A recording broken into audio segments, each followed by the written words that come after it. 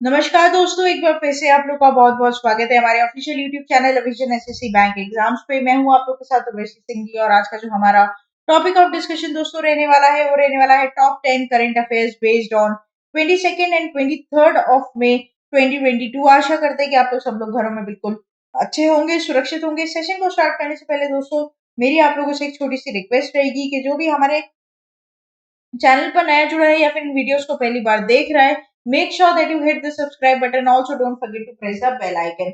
Also share this video with your friends as well.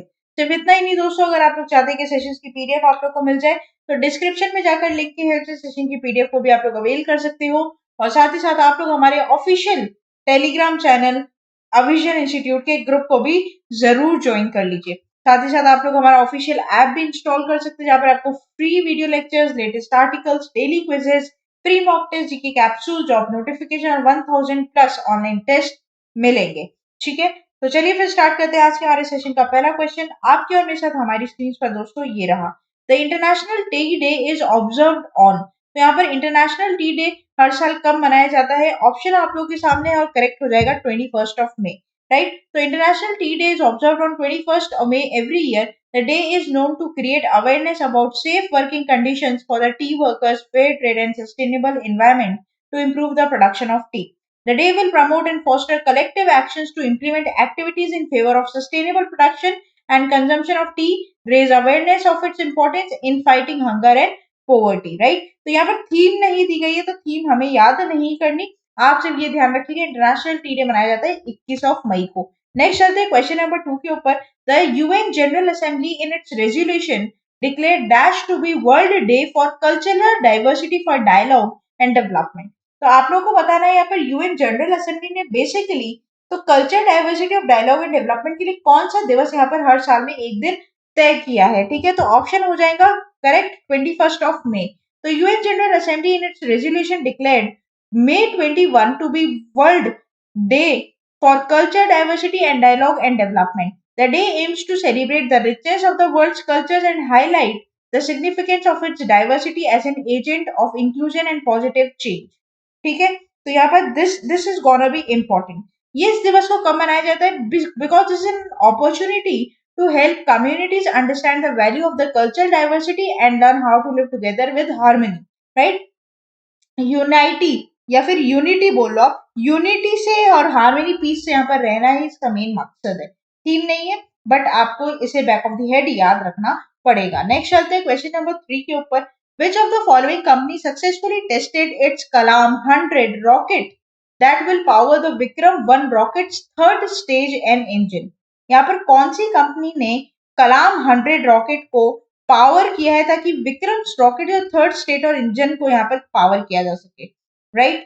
कौन सी company है बताना है आपको। करेक्ट हो जाएगा स्काई रूट एरोस्पेस, राइट? पूरी बात यहाँ पर करेंगे, फोटो आप यहाँ पर देख पा रहे हो। Private sector rocket maker Skyroot aerospace private limited successfully tested its Kalam 100 rocket that will power the Vikram 1 rocket's third stage engine. The company announced the completion of the milestone of full duration test firing of its Vikram 1 rocket stage, the third stage named Kalam 100 after former President APJ Abdul Kalam was fired for a duration of 108 seconds. Right, तो यहाँ पर आपको ये क्या करना है, ध्यान रखना है, इनका नाम former president APJ Abdul Kalam के नाम पर रखा गया है। इस पूरे टेस्ट के बारे में अगर बात करेंगे, during the test rocket produced a peak vacuum thrust of 100 knots, ठीक है, about 10 tons, showing its structure built of the high strength carbon fiber structure, right? Solid fuels, ethanol, propylene, diene are terpolymers, right? A thermal protection system of carbon ablative nozzles. Depth में नहीं जाना, क्या याद रखना है? Sky root aerospace ने इसको successfully test fire किया है रॉकेट इंजन। अच्छा, this is the largest rocket stage ever designed and manufactured, tested completely in the Indian private space, and this is the best in class rocket stage for the size, with record propellant loading and firing duration, and using all carbon composite structures for delivering the best performance, right? So this is also important, very very important. Next चलते हैं question number 4 के ऊपर। Among the following, with which commercial bank Amazon Pay recently ties up to offer UPI payment? यहाँ पर दोस्तों आप लोग को बताना है कि कौन सी कॉमर्शियल बैंक के साथ रिसेंटली अमेजन पे ने यूपीआई टाई अप पेमेंट के लिए ऑफर किया है। ठीक है, ऑप्शन आप लोग के सामने करेक्ट हो जाएगा आरबीएल बैंक। तो आरबीएल बैंक अमेजन पे and Amazon web series has partnered together to deliver universal payments interface payments which will include peer-to-peer and peer-to-merchant transactions.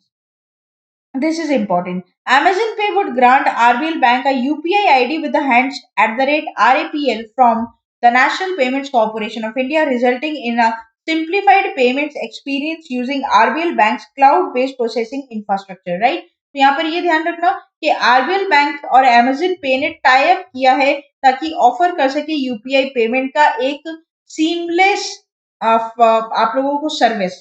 Right, यहाँ पर इंक्लूड सब रहेंगे, RBL bank include, Amazon Pay और Amazon web series भी services भी यहाँ पर क्या रहेगी, इंक्लूड रहेगी एडब्ल्यूएस। राइट, तो this is important. Right, next चलते हैं क्वेश्चन नंबर 5 के ऊपर। World economic situation and prospects mid year update 2022 report has decline India GDP growth projection from 6.7% to dash for the year 2022-2023।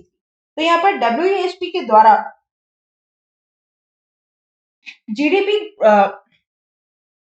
GDP growth projection किया गया है India का, जो कि डिक्लाइन हुआ है 6.7% से। कितना, ये बात आपको बतानी है, करेक्ट हो जाएगा 6.4%। ठीक है, तो according to UN the world economic situation and prospects mid year update report has decline India GDP growth projection from 6.7% to 6.4%.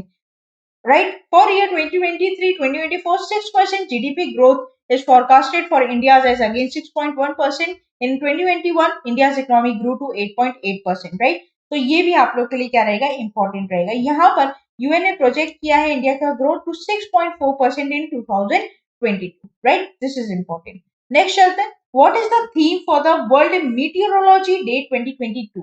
यहाँ पर आप लोग को पता है वर्ल्ड मीटियोरोलॉजी डे जो है दोस्तों, तो यहाँ पर उसकी थीम क्या रखी गई 2022 के लिए, करेक्ट ऑप्शन हो जाएगा metrology in a digital era. तो यहाँ पर WMD को दोस्तों मनाया जाए अक्रॉस द ग्लोब 20 मई को, और यहाँ पर इसकी थीम, मैंने हमेशा आप लोग को बताया थीम इंपॉर्टेंट रहती है। कोई भी अगर इंपॉर्टेंट डे की थीम दी गई है तो थीम को तो पहले आप लोग लिखेंगे। तो थीम है the day highlights the use of the metrology in the scientific fields, innovation and industries, trading and other fields. The day is an annual celebration of the singing of Meter Convection 20 of May 1875। Theme मैंने आप लोग को बता दी, theme आप लोग को याद करने की जिम्मेदारी रही। ठीक है, नेक्स्ट चलते हैं क्वेश्चन नंबर 7 के ऊपर। Among the following who recently launch the campaign पढ़े भारत। ऑप्शन आप लोग के सामने करेक्ट हो जाएगा Dharmendra Pradhan. Education minister Dharmendra Pradhan has launch a 100-day reading campaign Padhe Bharat. The launch of 100 Days Reading Campaign is in alignment with the National Education Policy, which lays emphasis on the promotion of joyful reading culture for children by ensuring the availability of age-appropriate reading books for children in local mother tongue language, regional language और tribal language. Right? तो यहाँ पर दोस्तों basically एक क्या है, reading campaign है। क्या है, रीडिंग कैंपेन है। 100 डेज का ये कैंपेन है जो कि चलाया गया है धर्मेंद्र प्रधान जी के द्वारा। ठीक है, दिस इज इंपॉर्टेंट। अच्छा, इस रीडिंग कैंपेन का नाम क्या रखा गया है, पढ़े भारत। क्या, पढ़े भारत। नेक्स्ट चलते हैं क्वेश्चन नंबर 8 के ऊपर। National Geographical Society has installed world highest weather station on which mountain.